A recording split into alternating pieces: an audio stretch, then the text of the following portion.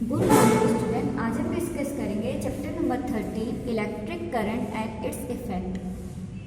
Chapter number 13 electric current and its effect.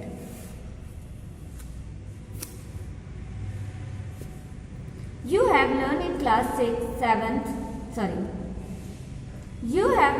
class 6 how electric current is generated and how it is important to us. Actually, it is impossible to imagine a world without electricity. Electric current can be expressed in simple terms as the flow of charge. Now the question that arises is from when it is charge generated. The basic unit of each substance is an atom. The atom consists of positively charged proton and negatively charged electron. Since the number of electron and proton are equal in an atom, the atom does not carry any charge. Under special conditions, some material tend to release electron or negatively charged particles and become rich in positive charge, while the other gain them and become rich in negative charge. As a result of imbalance of charge, a body turns into charged body. Electricity actually is the movement of charge through a body, and the flow of electric charge is called current. The SI unit of current is ampere. Symbol A. देखिए, हमने class 6 में electric current कैसे generate होती है और वो हमारे लिए कैसे इम्पोर्टेंट है इसके बारे में हमने डिस्कस किया था क्लास 6 में।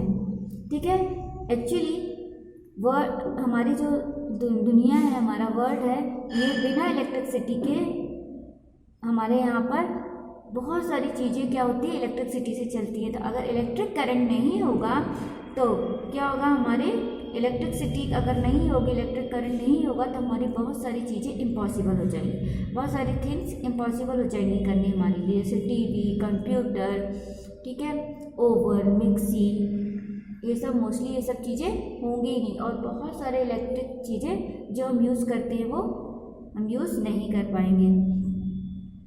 तो इलेक्ट्रिक करंट को हम सीधे सीधे एक सिंपल वर्ड में कर सकते हैं, फ्लो ऑफ चार्ज। मतलब चार्ज का फ्लो होना ही क्या कहलाता है, इलेक्ट्रिक करंट। तो electric current is a flow of charge. अब चार्ज कैसे फ्लो होता है, कहाँ से बनता है, कहाँ से अराइज होता है। क्वेश्चन आया कि चार्ज अराइज कहाँ से होता है। ठीक है, अराइज बनता कहाँ है, जनरेट कहाँ से होता है। The basic unit of each substance, देखिए कोई भी सब्सटेंस किससे बना होता है, एटम से। एटम में भी क्या होते हैं, दो टाइप के चार्ज होते हैं, पहले पॉजिटिव चार्ज और एक होता है negative charge. Positive charge proton और नेगेटिव चार्ज इलेक्ट्रॉन। तो देखिए हमारा सब्सटेंस किससे बना है, एटम से। एटम में क्या होता है, एक पॉजिटिव और एक negative charge. Positive charge proton, negative charge electron. अब उस सब्सटेंस में कुछ नंबर ऑफ इलेक्ट्रॉन है, कुछ नंबर ऑफ प्रोटॉन है। अगर एटम में नंबर ऑफ प्रोटॉन और नंबर ऑफ इलेक्ट्रॉन इक्वल है, ठीक है, एटम, तो एटम में कोई चार्ज नहीं होगा। अगर एटम में प्रोटॉन और इलेक्ट्रॉन सेम नंबर में है तो उस एटम में कोई भी चार्ज नहीं होगा। जबकि अगर अनइक्वल कंडीशन आती है, ठीक है, कुछ सब्सटेंस जैसे सब मटेरियल होते हैं वो इलेक्ट्रॉन रिलीज करते हैं। इलेक्ट्रॉन रिलीज करते हैं मतलब क्या कर रहे हैं, इलेक्ट्रॉन दे रहे हैं। ठीक है, जब वो इलेक्ट्रॉन देते हैं तो क्या होते हैं, उनके अंदर प्रोटॉन पॉजिटिव चार्ज ज़्यादा हो जाता है। मतलब पहले क्या थे, अगर मान लीजिए आपके पास 4 इलेक्ट्रॉन थे, 4 प्रोटॉन थे, इसने क्या किया, इलेक्ट्रॉन रिलीज कर दिया, तो इसके पास कितने बचे, 4 प्रोटॉन और 3 इलेक्ट्रॉन। इसके पास क्या ज़्यादा है, प्रोटॉन, मतलब पॉजिटिव चार्ज ज़्यादा है। तो जब इसके पास पॉजिटिव चार्ज ज़्यादा है तो कैसा हो गया, पॉजिटिव हो गया। तो अगर इलेक्ट्रॉन रिलीज कर रहा है तो वो कैसा हो जाएगा, इलेक्ट्रिकली पॉजिटिव हो जाएगा। और कुछ ऐसे होते हैं, कुछ मटेरियल क्या होते हैं, इलेक्ट्रॉन को गेन कर लेते हैं, इलेक्ट्रॉन को ले लेते हैं। जैसे जो रिलीज किया उससे इलेक्ट्रॉन ये गेन कर लिए। अब गेन कर लिए तो उनके अंदर क्या हुआ, इलेक्ट्रॉन ज़्यादा हो गए, प्रोटॉन कम हो गए, इलेक्ट्रॉन नेगेटिव होता है तो वो एटम कैसा हो गया, नेगेटिवली चार्ज। अगर इलेक्ट्रॉन रिलीज होते हैं, निकलते हैं, तो सब्सटेंस पॉजिटिव चार्ज हो जाता है, और अगर इलेक्ट्रॉन गेन करते लेते हैं तो वो सब्सटेंस वो एटम हमारा कैसा हो जाता है, निगेटिव चार्ज।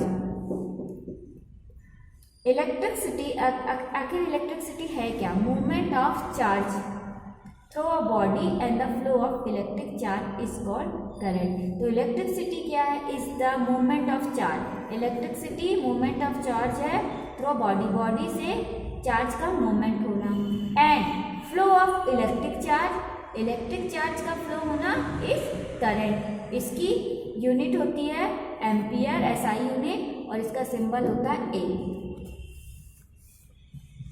नेक्स्ट आया हमारा electric current.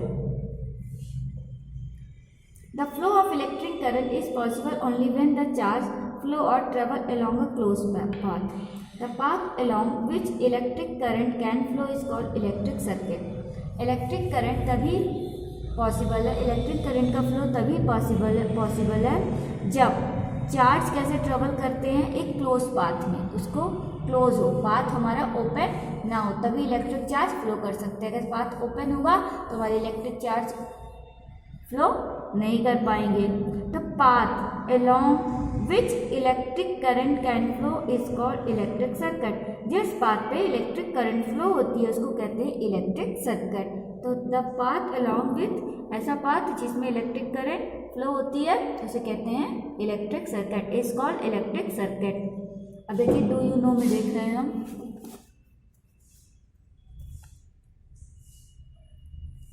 Benjamin Franklin did not discover electricity, but he did prove that lightning is a form of electric energy.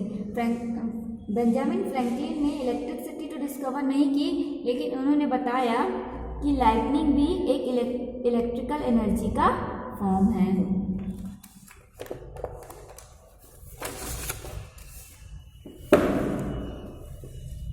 अब हम ये एक्टिविटी देखेंगे। Activity 13.1 to make an electric circuit. अब हम एक इलेक्ट्रिक सर्किट मेक करेंगे। You need a bulb, a dry cell and insulated copper wire. हमको क्या चाहिए, एक बल्ब चाहिए, एक ड्राई सेल चाहिए और कॉपर का वायर, इंसुलेटेड कॉपर वायर चाहिए। सबको कनेक्ट करेंगे कैसे, connect the two end of the copper wire to the bulb. ये देखिए हमारे कॉपर वायर से एक एंड को और ये दूसरे एंड को, दोनों एंड को हम बल्ब से कर देंगे। एक एंड को इधर, two copper wire to the bulb and dry cell with the help of the cello tape. ये देखिए ड्राई सेल में एक साइड से और दूसरे साइड से ये बल्ब को, इस तरह से कॉपर वायर को हम बल्ब और ड्राई सेल से कनेक्ट कर देते हैं सेलो टेप के उससे। अब ये हमारा सर्किट बन गया है। बल्ब है, ये कॉपर वायर को हमने कनेक्ट किया और ये ड्राई सेल है। अब हम क्या करेंगे,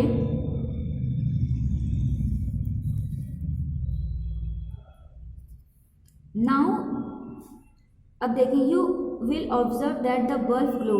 जैसे ही हम इसको ड्राई सेल से कनेक्ट करते हैं तो बल्ब ग्लो कर जाता है। अब हम क्या करें, now remove the cello tape from one end of the dry cell. अब हम यहाँ से एक सेलो टेप हटा दिया और इसका कॉपर वायर को अलग कर दिया। तो यहाँ पर कैसा था, हमारा पाथ पहले क्लोज था क्योंकि बंद है, और हमने जैसे ही सेलो टेप हटाया तो हमारा पाथ कैसे हो गया, ओपन हो गया। तो यहाँ पर देखिए जैसे ही हमने सेलो टेप हटाया तो बल्ब ग्लो करना बंद कर दिया। जैसे ही बल्ब ने ग्लो करना बंद कर दिया मतलब यहाँ पर इलेक्ट्रिक सर्किट टूट गया, ब्रेक हो गया, तो कि यहाँ पर ओपन हो गया। तो ये प्रूफ करता है कि देखिए इलेक्ट्रिक करंट का फ्लो हो रही है जब ये हमारा क्लोज्ड है। यहाँ पर इलेक्ट्रिक करंट फ्लो नहीं हो रही है और हमारा बल्ब फ्लो नहीं हो रहा है, मतलब सिर्फ क्लोज पाथ पे ही इलेक्ट्रिक करंट फ्लो करती है, ओपन पाथ पे इलेक्ट्रिक करंट फ्लो नहीं करती।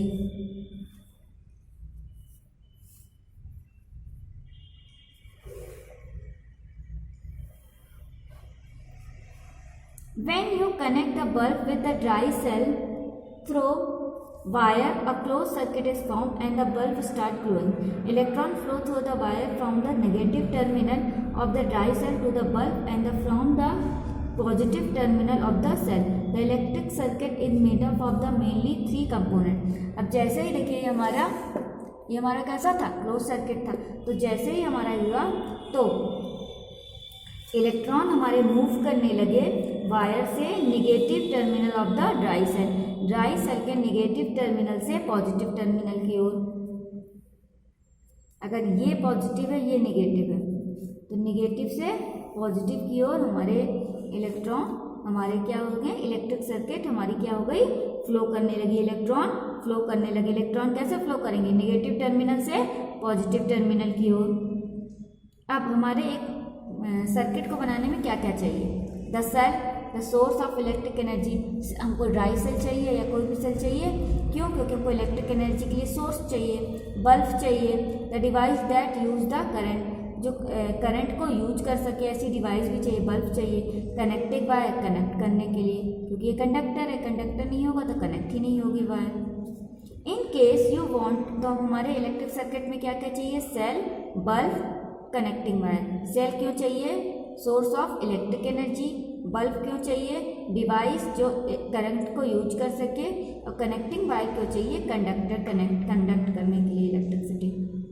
In case you want to turn off the electric device or the bulb, you have to break the path the electric current, which can be done simply by disconnecting one of the wires. The circuit is now set to open and no current pass through. For the opening and closing of the circuit, we use the switch, which has two terminals to which wire are connected and so on. देखिए, जब हम क्या करते हैं electric circuit से जब हमारा close रहता है, इलेक्ट्रिक सर्किट क्लोज रहता है, मतलब इलेक्ट्रिक करंट उसमें फ्लो कर रही है, ठीक है। हमारा पाथ कैसा है, अगर हम इस इलेक्ट्रिक सर्किट को क्या करते हैं, ब्रेक करते हैं। ये देखिए, जैसे हमने सेलो टेप यहाँ से हटा दिया था, जैसे ही हमने यहाँ पर सेलो टेप हटाया तो यहाँ पर क्या हो गया, इलेक्ट्रिक करंट फ्लो होना बंद हो गया। तो ये हमारा पाथ कैसा हो गया, ये वाला हमारा ओपन हो गया, और ये वाला कैसा था, हमारा क्लोज था। ये कैसा है, ओपन, क्योंकि इसमें हमने क्या कर दिया, हटा दिया। तो open and close electric circuit को करने के लिए हम मोस्टली, अभी तो हमने सेलो टेप यूज किया, लेकिन क्या करते हैं सर्किट में यूज करते हैं स्विच। स्विच से, ये देखिए स्विच होते हैं ना हमारे घरों में, ये स्विच से हम सर्किट को ओपन एंड क्लोज करते हैं। जब सर्किट ओपन होगा तो स्विच ऑफ हो जाएगा, और जब स्विच हमारा जब सर्किट क्लोज होगा, हम जैसे ही स्विच ऑन करेंगे तो हमारा सर्किट क्या हो जाएगा, क्लोज हो जाएगा, और जैसे ही हम स्विच ऑफ करेंगे तो हमारा सर्किट क्या हो जाएगा, ओपन हो जाएगा। तो स्विच ऑन करेंगे तो सर्किट क्लोज, स्विच ऑफ तो हमारा सर्किट ओपन हो जाएगा। ये जब सर्किट ओपन हो जाएगा तो उसमें कोई इलेक्ट्रिक करंट नहीं फ्लो होगी, और जब सर्किट क्लोज होता है तो उसमें करंट फ्लो करती है।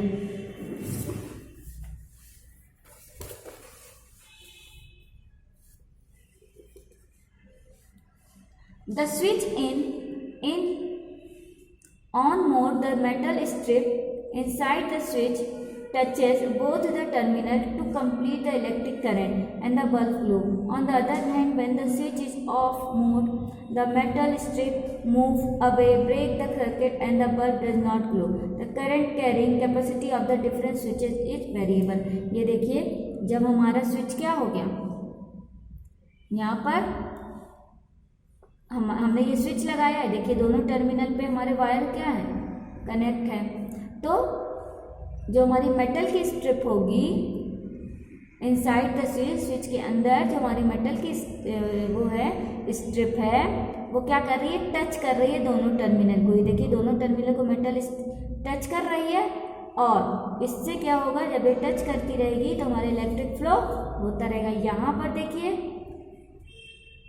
स्विच ऑन है, यहाँ पर क्या है, स्विच ऑफ है, तो यहाँ पर क्या होगा, हमारा जो स्विच ऑफ होने पर मेटल स्ट्रिप दूर चली जाती है, और वो क्या करती है, सर्किट को ब्रेक कर देती है, बल्ब हमारा ब्लो नहीं होता। देखिए यहाँ पर क्या रहेगी, हमारी ये मेटल और दोनों जुड़ी रहेंगी। यहाँ पर क्या हो गई, दूर हो गई, जैसे ही हमने ऑफ किया ये दूर हो गई, हमारा स्विच क्या हो गया, ऑफ हो गया। स्विच ऑफ होने से यहाँ पर क्या होगी, इलेक्ट्रिक सर्किट ब्रेक हो गया, हमारा ओपन हो गया, और इलेक्ट्रिक करंट फ्लो नहीं करेगी। तो स्विच ऑन होने से हमारा सर्किट क्या होता है, क्लोज हो जाता है, और इलेक्ट्रिक करंट फ्लो होने लगती है। और यहाँ पर जैसे हम स्विच ऑफ करते हैं तो ये स्ट्रिप दूर हो जाती है, और इलेक्ट्रिक सर्किट को ब्रेक करके इसको ओपन कर देती है, और हमारी इलेक्ट्रिक करंट फ्लो होना बंद हो जाती है।